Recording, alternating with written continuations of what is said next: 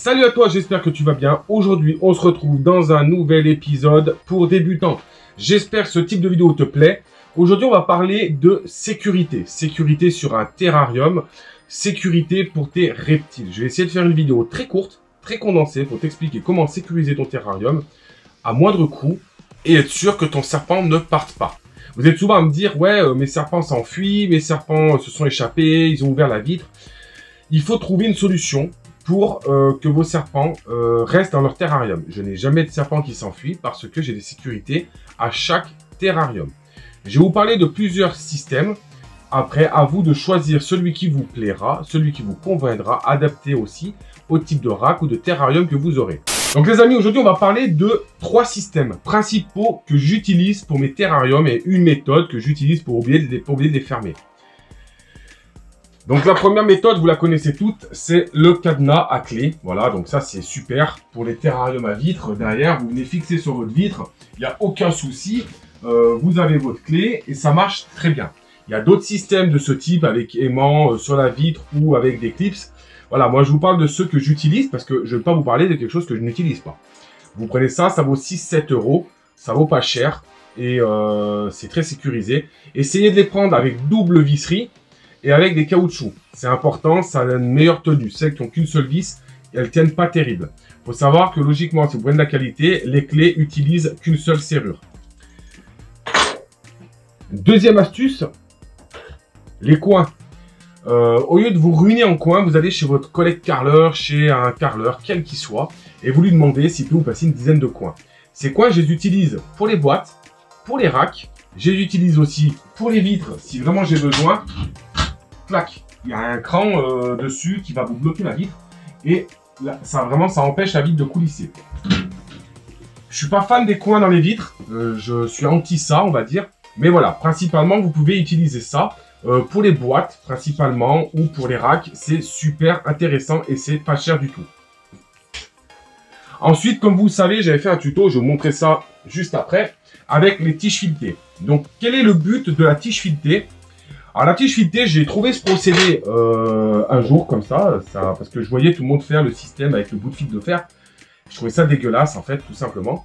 Et je trouvais pas ça sécurisé à 100%. Et j'ai vu que j'ai des enfants, j'en ai 5, comme vous le savez, et des tout petits, ils s'amusaient toujours à essayer d'ouvrir les clés, toujours de faire quelque chose. Au lieu de me prendre la tête à toujours avoir les clés, la serrure en plein milieu, vous pouvez voir derrière moi un terrarium des boas qui est sécurisé, on ne peut pas l'ouvrir.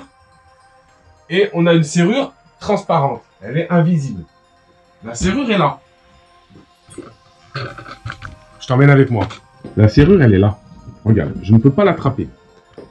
Elle est à l'intérieur.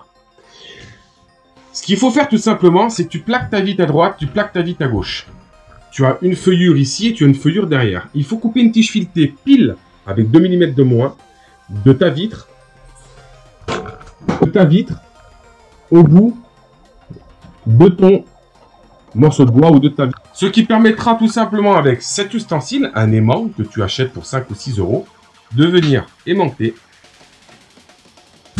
boum, et lever ta barre. Et ça te permettra de coulisser ta vitre.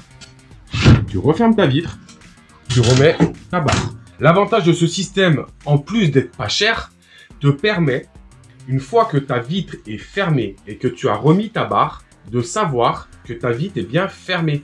Souvent, sur les vitres coulissantes, quand on a les clés, souvent on se retrouve avec un espace. Voilà, je pense que tu vas le voir. Alors là, pour le coup, il y est, je m'en fous, c'est un boa, il passera pas. Parce que souvent, il y a du copeau, voilà, qui se met comme ça. Et souvent, tu as un espace. Ça, sur une Pantherophis ou sur un Lampropeltis, je peux t'assurer que ton serpent y sort. Le fait d'avoir cette tige filetée te permet, en toute sécurité, de savoir qu'une fois qu'elle était positionnée, ta vitre, elle est plaquée. Moi, celle-ci, je l'ai fait après, donc je me suis pas trop pris la tête à le faire pile poil. J'ai d'autres terrariums, comme dans la maison.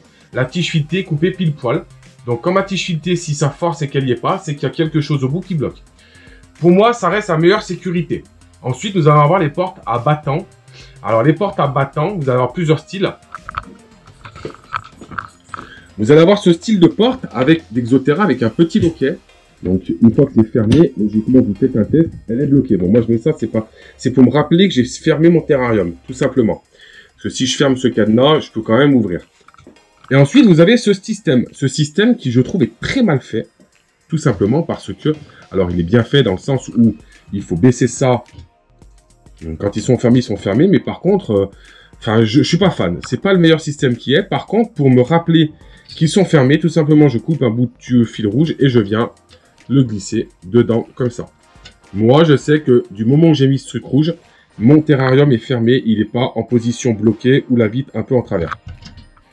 Donc, je t'ai donné mes 3 astuces principales pour fermer les terrariums. Vous en avez plein d'autres. J'en ai plein d'autres. Par rapport au rack, par exemple. Favorisez toujours les doubles coins. Un dans chaque angle. Permettant de bien plaquer la boîte. Parce que souvent, les boîtes sont plaquées en travers et les sapins se font la paire. Utilisez toujours des planches rigides. Et le top du top, vous oubliez les racks. Vous passez sur du terrarium. Vous n'êtes pas embêté. Voilà, j'espère que cette petite vidéo vous aura plu. Vous aura pu vous aider dans le choix de vos serrures.